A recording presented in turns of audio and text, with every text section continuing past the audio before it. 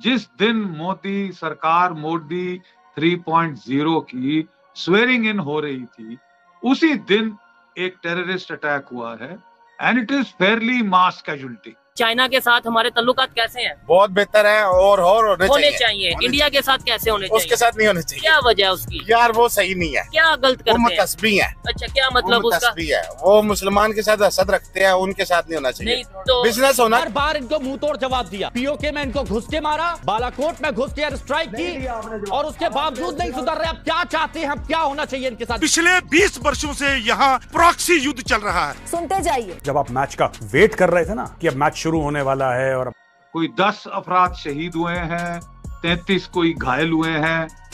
Pilgrims की एक बस जा रही थी रियासी के इलाके में, उस पे अटैक हुआ, बस खड्डे में गिर गई और बड़ा नुकसान हुआ है। आई एम सॉरी बट बिल्कुल साफ तरीके से फौजी भाषा में अगर हम उस वक्त लश्कर तैयबा प्लान कर रहा था कि किस तरीके से यात्रियों को जान से मारा जाए। जो बड़े लेवल के लोग हैं वो चाहते ही नहीं है कश्मीर का मसला कभी भी हल हो। सही बात है। माननीय अजीत डोभाल साहब ने कहा था कि पाकिस्तान से हम निपट लेंगे, हमारे पास इतनी शक्ति है, लेकिन अंदर के गद्दारों से हेलो, जय हिंद दोस्तों। एसपी न्यूज़ 91 में आपका स्वागत है दोस्तों। जैसे कि आपने क्लिप में देखा किस तरीके से जो आपके वहाँ पर श्रद्धालु जा रहे थे वैष्णो देवी धाम एक बस में, वहाँ के श्रद्धालुओं की खुद की जवानी उन्होंने बताई कि किस तरीके से उनकी बस खाई में गिरी, किस तरीके से उनके ऊपर ताबड़तोड़ फायरिंग की गई। आपने क्लिप के अंदर तो देख ही लिया होगा। और सबसे बड़ी बात यह है कि इधर तो मोदी जी शपथ ले रहे थे, उधर पूरे भारतवासी ज़्यादातर लोग मतलब भारत और पाकिस्तान का जो T20 वर्ल्ड कप होना था उसका इंतज़ार कर रहे थे। और इधर लश्कर तैयब ये जो है ये प्लानिंग कर रहा था कि इस बस से जो आदमी है उन्हें कैसे मारा जाए, और इसने अपने काम को अंजाम दिया। और एक बहुत ही घिनौनी हरकत है। एक तरफ तो पाकिस्तान भारत और पाकिस्तान के रिश्तों को सुधारने की बात करता है और दूसरी तरफ इस तरीके से मासूम लोगों पर, बेगुनाह लोगों पर हमले करवाता है। तो दोस्तों आप समझ सकते हैं अब पाकिस्तानी मीडिया क्या चर्चा कर रहा है और किस तरीके की बातें पाकिस्तानी मीडिया के अंदर चल रही हैं, सब कुछ जानेंगे इस वीडियो में, इसलिए वीडियो को अंत तक ज़रूर देखिएगा। तो आइए दोस्तों वीडियो को स्टार्ट करते हैं। आई एम सॉरी बट बिल्कुल साफ तरीके से फौजी भाषा में अगर हम बात करें, it is not a good start, it is a very bad augury, it is a very bad augury. We had thought the scenario logic was that they would leave us alone, we would leave you alone. ठीक है ना, कि you are in economic trouble, 2 रोज की रोटी, पाकिस्तान की जनता को काफी प्रॉब्लम्स हैं, काफी मसाइल हैं। IMF भी प्राइसी एक्ट कर रहा है आपके साथ, चीन ने खास मदद नहीं करी है रीशेड्यूलिंग ऑफ लोन्स में। So this is a time when we thought the Pakistani state, the Pakistani polity would like to settle down and not provoke or poke India in the आई। ये जो टाइमिंग है ये बड़ी गलत। यू पोक India in the I, you पोक Modi 3.0 in the आई कि साहब जिस दिन आपकी स्वेरिंग होती है ये लो साहब एक तोहफा हमारी तरफ से, you know, it amounts to that. And that unfortunately can, जो थोड़ा बहुत हम सोच रहे थे कि नवाज शरीफ साहब आ गए हैं, नवाज शरीफ साहब की, मोदी साहब की इक्वेशन पहले काफी ठीक थी और maybe things would get on the mend, but I am afraid the way they have started, mend तो नहीं, ये तो बेंड हो रहा है साहब। नहीं, मैं सब इसी को जल साहब, इसी को मैं अगर बात करूं, आप कह रहे हैं कि सीधी सीधी बात कर रहे हैं कि पाकिस्तान ये कर रहा है। आपको पता है जल साहब कल एक और इवेंट भी हुआ है, और इवेंट कह ले, हादसा कहना चाहिए, इवेंट नहीं कहना चाहिए, कि 7 पाकिस्तानी जो फौजी हैं वो इम्प्रोवाइज्ड एक्सप्लोसिव डिवाइस में शहीद हो गए हैं। कल की बात है, जिसमें एक कैप्टन था जिसकी शादी 19 जून को थी। जल साहब इसको आप कैसे देखेंगे? अगर उधर वहां पे आप ये कह रहे हैं कि एक सिविलियन बस के ऊपर हमला होता है जो कि पिलग्रिम्स की बस थी, ऊपर हमला हुआ, आपने सीधा पाकिस्तान पे बात कर दी, लेकिन जो 7 पाकिस्तानी सोल्जर हैं वो भी तो फिर पाकिस्तान ये कह सकता है कि हमें पैगाम दिया गया है कि नरेंद्र मोदी आ गया है तो लिहाजा आपके फौजी जो हैं वो शहीद होंगे, फिर हम भी इसको इस तरह ड्रॉ करें? या कि आप समझते हैं कि दोनों तरफ से दहशतगर्दों ने या मिसक्रींट्स ने या जो ट्रबल मेकर्स हैं उन्होंने सिग्नल तो दिए? हमारे तो 7 फौजी कल शहीद हुए हैं। मेरा तो वजीर आजम इस वक्त लाहौर में जो है वो जनाजा पढ़ रहा है कैप्टन का, जिसकी शादी थी 19 जून को।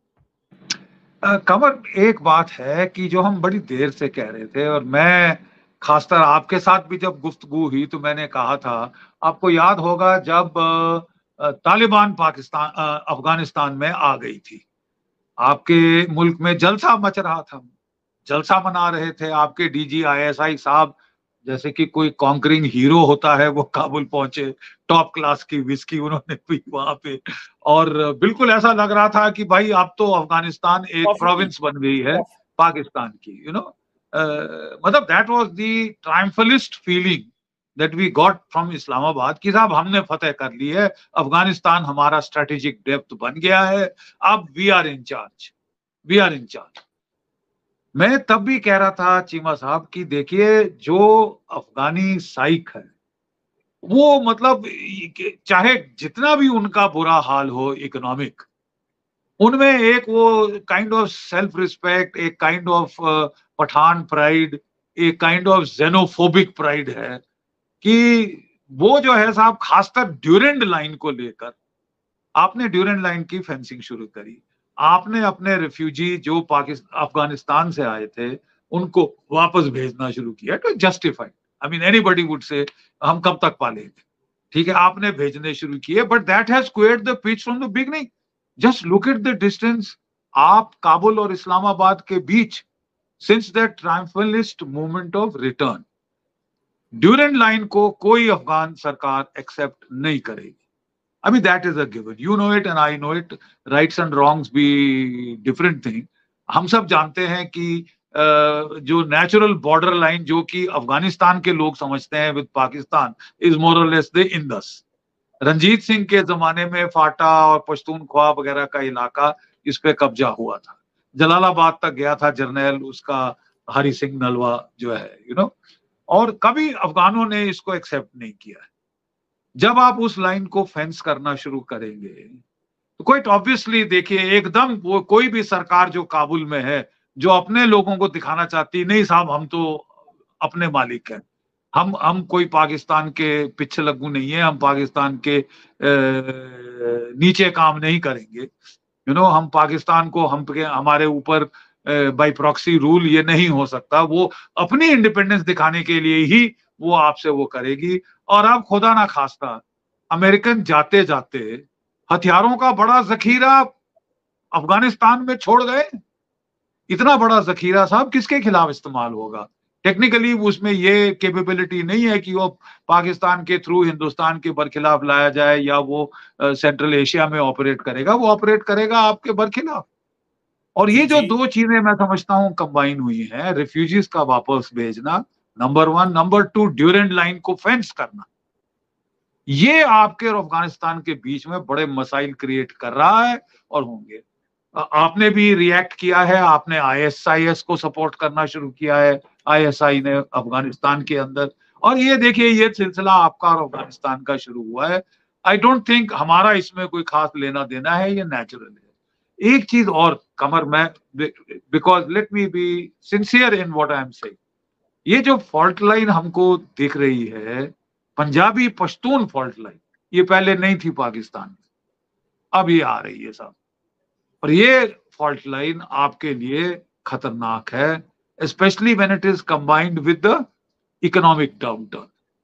इकोनॉमिक डाउनटर्न ऐसे में मैं सोचता था कि अकलमंदी सिनेरियो लॉजिक ये कहता है, सिनेरियो को देखते हुए, कि पाकिस्तान शुड नॉट बी कीन to provoke India or in any manner whatsoever. They have got lots of things on their hand. We would be happy if you concentrate there. But like I said, कि एक opening statement, अब ये मैं नहीं समझता कि ISI के Nord के बगैर हो सकता था, और आपके जो टेररिस्ट ग्रुप्स हैं इतने इंडिपेंडेंट नहीं है साहब, हथियार, असला, एमुनेशन, पैसा सब आईएसआई से आता है। तो आईएसआई की नॉड के बगैर ये हमला होना, ये हमको तो फिजिबल नहीं लग रहा। आईएसआई की नॉड के बगैर, पाकिस्तान के आर्मी चीफ की नॉड के बगैर ऐसा सिग्नल भेजना, ये सिग्नलिंग का मामला है, और ये सिग्नल खतरनाक है। जल साहब, इंपॉर्टेंट चीज ये है,